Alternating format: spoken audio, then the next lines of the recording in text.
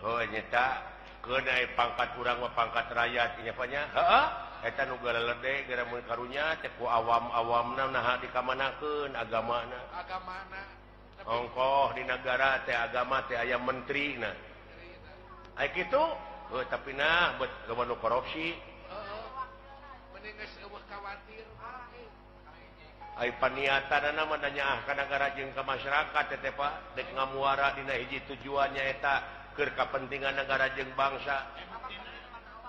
komitmen awal teh kitu pan komitmen awal dan akhirna ka itu tah teh syungul khotimah teh nu kitu goreng katungtungnakeun lain orientasina deuk mah kana kakawasaan kana kadudukan lamun panginitanana bener-bener mah rek jadi medium ieu mah da lain dek usaha keur kabeungharan pribadina tungtungna ngahalalkeun kana sagala rupa cara jadi we jelema borangan mah nya aya pamimpin borangan nah borangan sieun ku juri lain naon sieun teu beunghar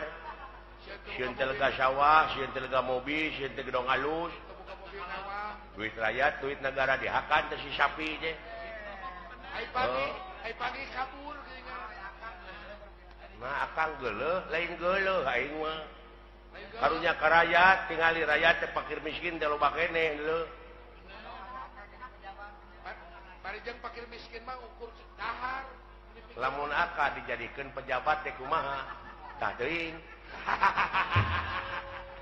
wawa leuwih ieu teuing bakal leuwih akang mah ulah waka kitu kone antep da aya balitunganana da beda jelema mah jeung sato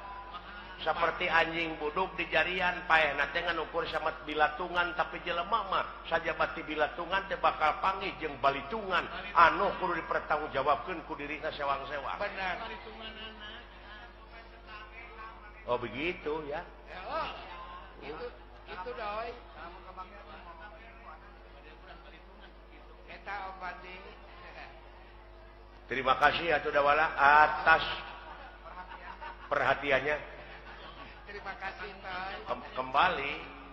kembali tak itu jangan